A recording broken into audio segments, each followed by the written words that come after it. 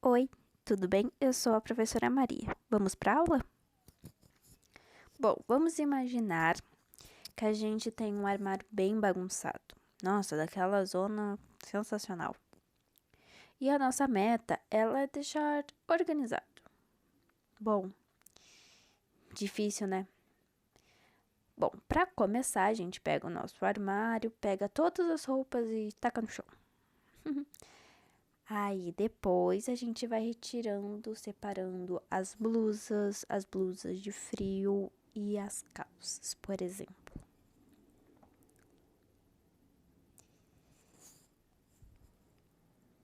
E indo além disso, a gente pega as blusas e separa por cor. Tem a azul, a roxa e a verde. E depois, ainda mais, a gente pega todas as blusas vermelhas e separa por modelos. A gente tem um modelo modelo regata, um com botão. Tá, mas o que tem a ver uma organização de um armário com a nossa aula?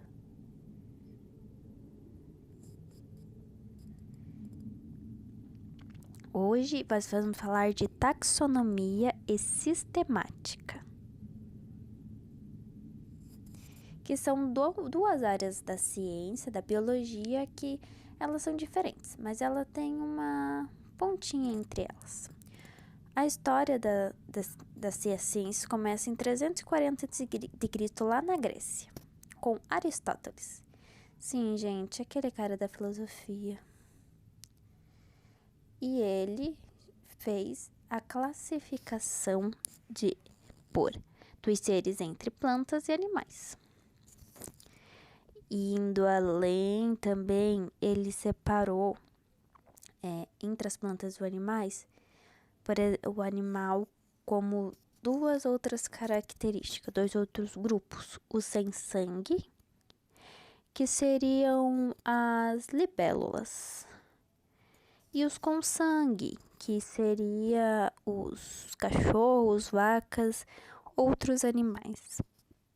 Já em relação às plantas, era de acordo com seu tamanho. Tinha as ervas, os arbustos e as árvores.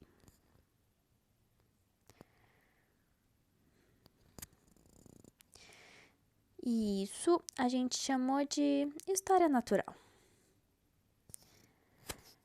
Após muitos anos, o estudo dessa área foi só no século XVIII, com o Linneu. Linnaeus, ele criou um sistema no qual ajudava a classificar e dar nome a toda a biodiversidade que estava sendo descoberta na época. E a gente chamou isso de taxonomia. Tá, mas qual que é a definição desses termos no qual só nossa aula é o nosso assunto central da nossa aula? Bom, a taxonomia ela descreve e classifica a biodiversidade, enquanto a sistemática ela organiza a biodiversidade de acordo com o parentesco, ou seja, grupinhos parecidos ficam juntos. Bom, mas o que o nosso Linneuzinho, ele pensou? Ele começou a organizar os seres que tinham semelhança entre si e juntando num grupinho.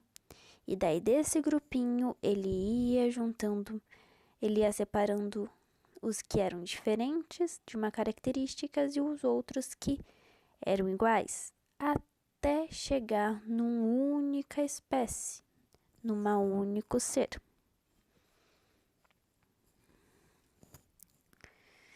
E é claro que, como qualquer outra área da ciência, depois disso, muitos outros estudiosos foram conversando e discutindo sobre o assunto. Um deles foi Ernst Malthus, no qual a gente usa um termo chamado espécie, a definição dele de espécie. Esse senhor falava que uma espécie é uma população natural no qual elas conseguem se reproduzir e gerar descendentes férteis e que são reprodutivamente isolados de outras espécies, seja uma separação mecânica ou geográfica, anatômica. No mundo inteiro, a gente tinha uma classificação dos animais ou de sua aparência ou pelo seu nome comum.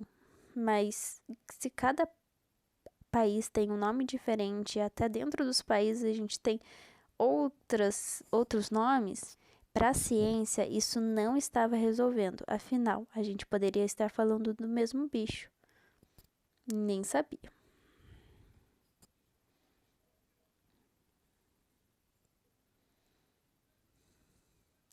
E assim foi definido que a gente teria uma nomenclatura binominal para que a gente desse um nome único para cada espécie e assim a gente conseguisse identificar em qualquer hora do planeta.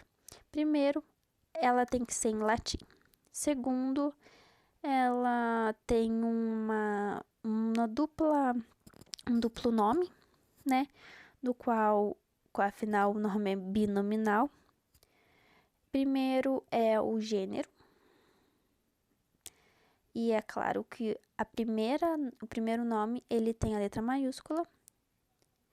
E o segundo é um termo qualitativo, seja uma homenagem a alguém ou que remete a uma característica marcante da espécie.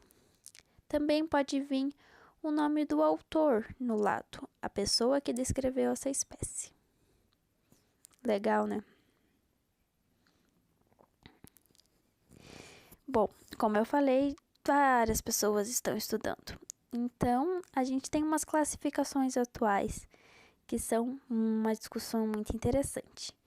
As propostas que temos hoje são de duas pessoas. Uma é Whittaker, que tem uma teoria dos 5 reinos dos anos 60. Já a segunda proposta é de Woolsey, que é dos anos 70, que daí ele já fala sobre domínio.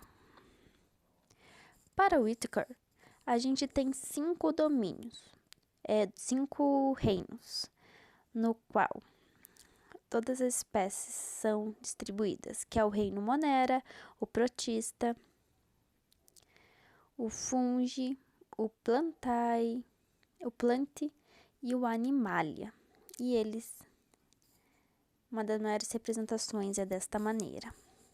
Já o Woolsey, ele acreditava nos 3 domínios, os 3 grandes domínios, que é a bactéria, árquea e eucária.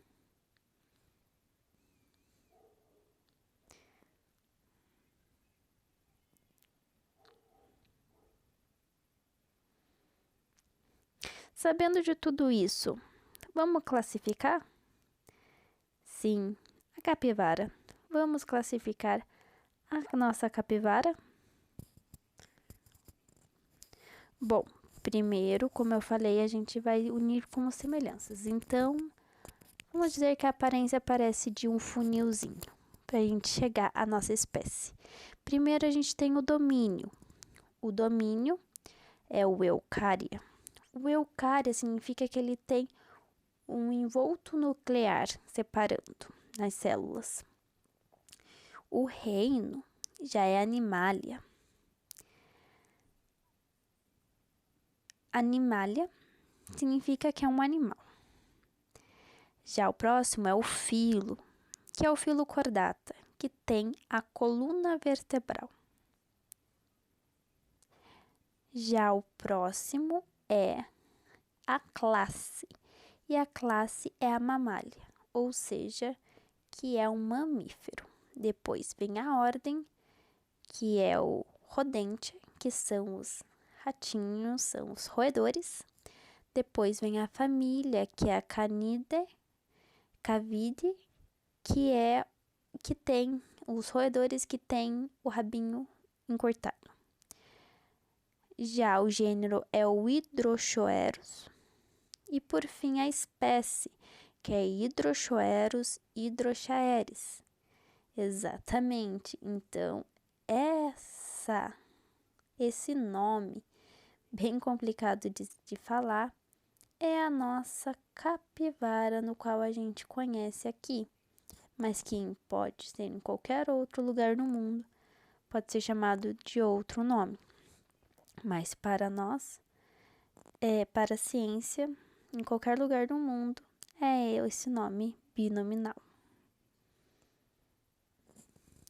E agora vocês querem entender o que essa organização tem a ver com a organização do armário? Significa que nós, seres humanos, a gente ama organizar as coisas para que a gente consiga entender e consiga estudar e consiga fazer as coisas. Então, não negue a sua organização dentro de si. Bom, gostou da aula? Até a próxima!